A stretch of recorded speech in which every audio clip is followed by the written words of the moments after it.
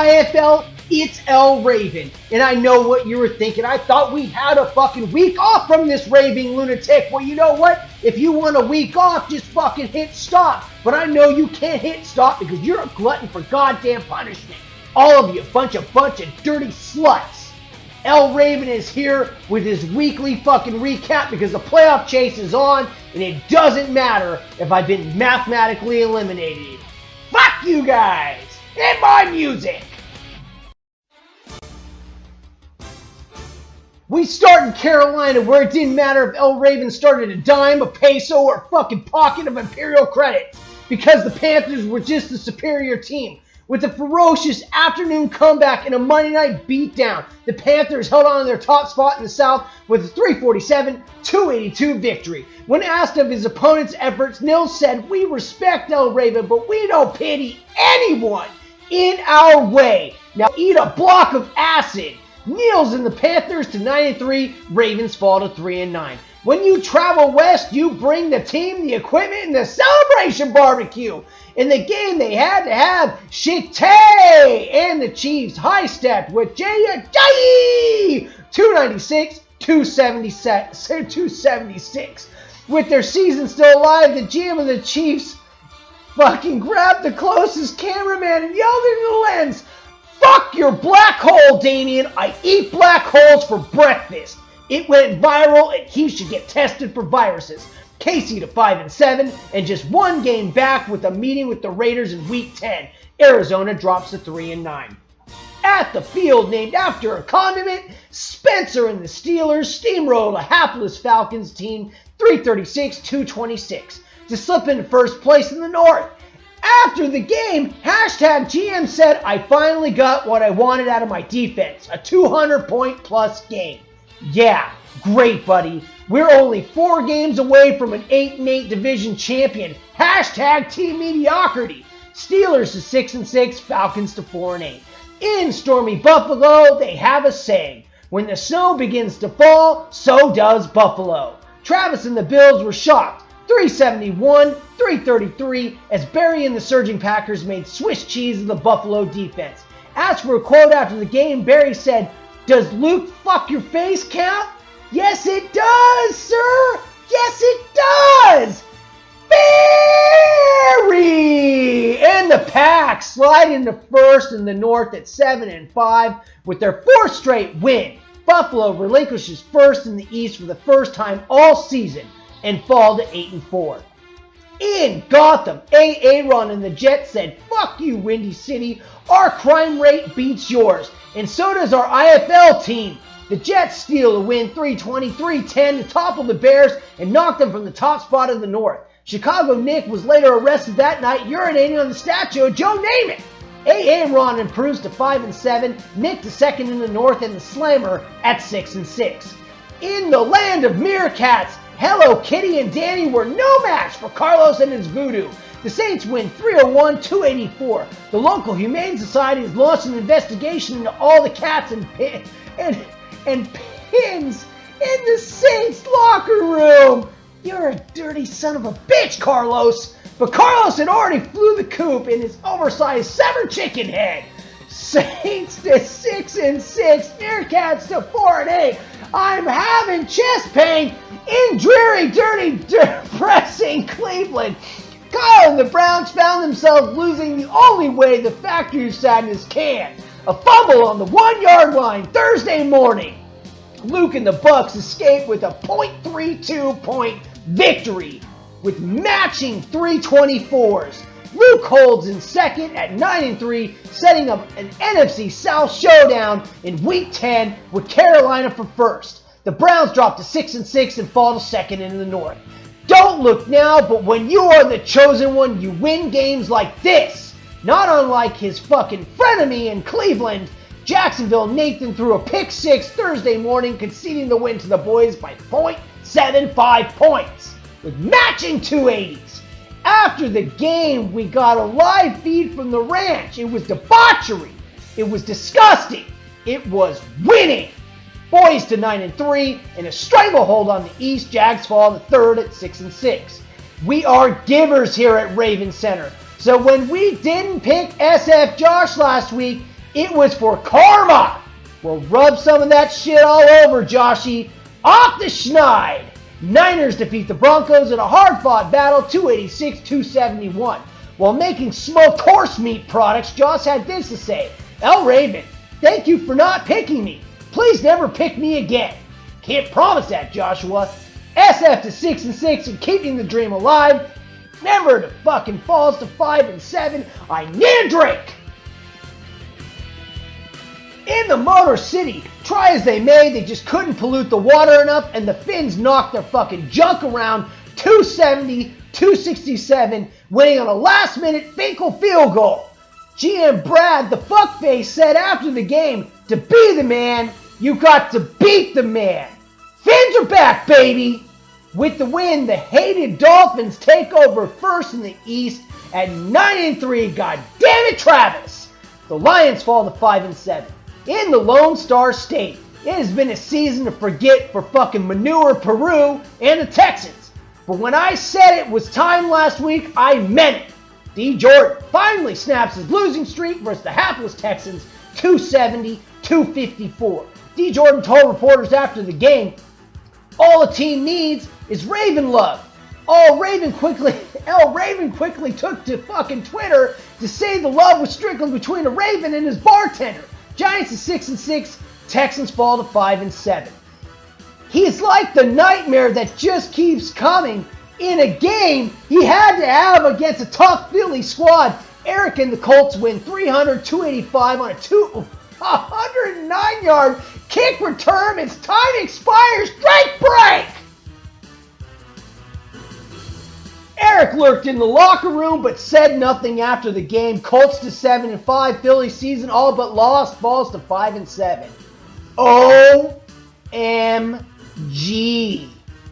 Records are meant to be broken, but you pray you never break this one. Shattering the previous low of 199 points set by this El Raven, the Rick Grimes-led San Diego Decker Chargers got neganed by the visiting Los Angeles Self High Fives 215-180 in the shit bowl of the week. A list of excuses and sad rhetoric came from San Diego after the game, none of which is fit to repeat on this family show. Andrews somehow is in first after that shit showing at 7-5. Decker falls to 5-7. In the Terror Dome, it has been a year to forget for Cobra Commander. Wade just wants his season to end, and who else but Mark and the Dirty Brit to put a bullet in his head. Pats 283-216. Yo, Joe! No one really cares about these two shit shows, so there were no questions. The Redcoats to 6-6, Vikings to 3-9. The 12th man showed up and dominated with the smoke monster at QB. Will gets a much-needed win over the Apache, 322-270. In what will be defined as a season-saving win, Will told the media the Apaches exactly who he thought they were, so he put them on the hook. Hawks to 6-6, Raiders to 6-6.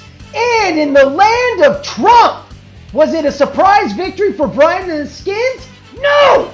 It was an absolute slaughter as they learned the little Indian in the cupboard is no match for the Titans. Titans win 334-272.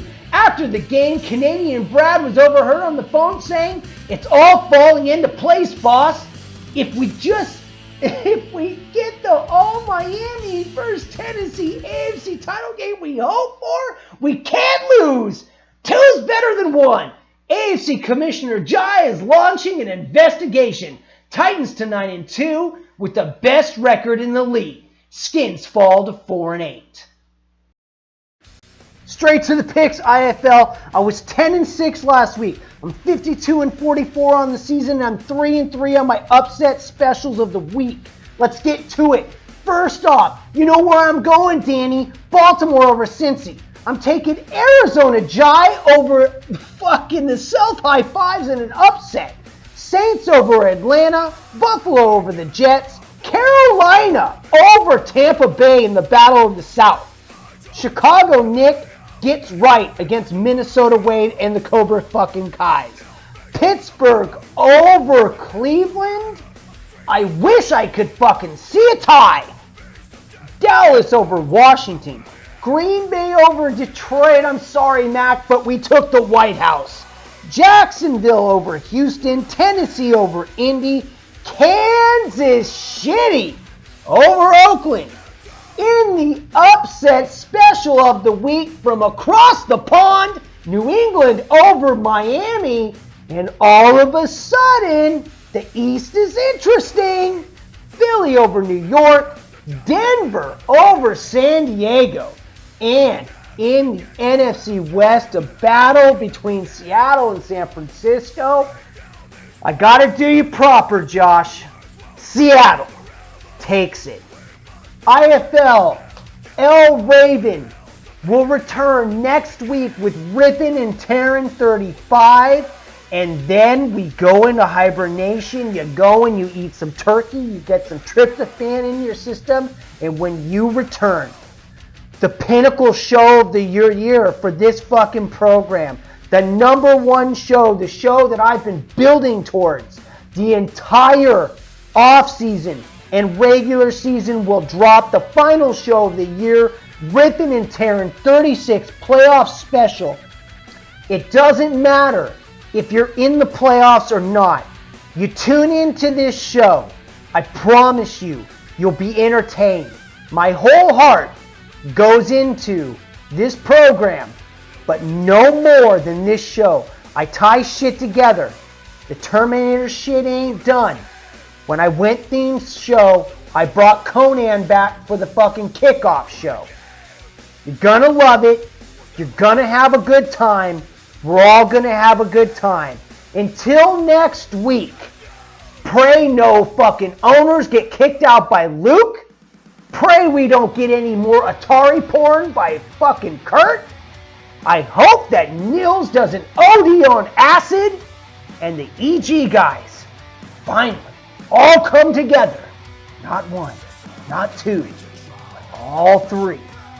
And in the end, remember, 30-second show with a 7-minute song on both ends is not a show, Decker. Until next time, this is El Raven signing off.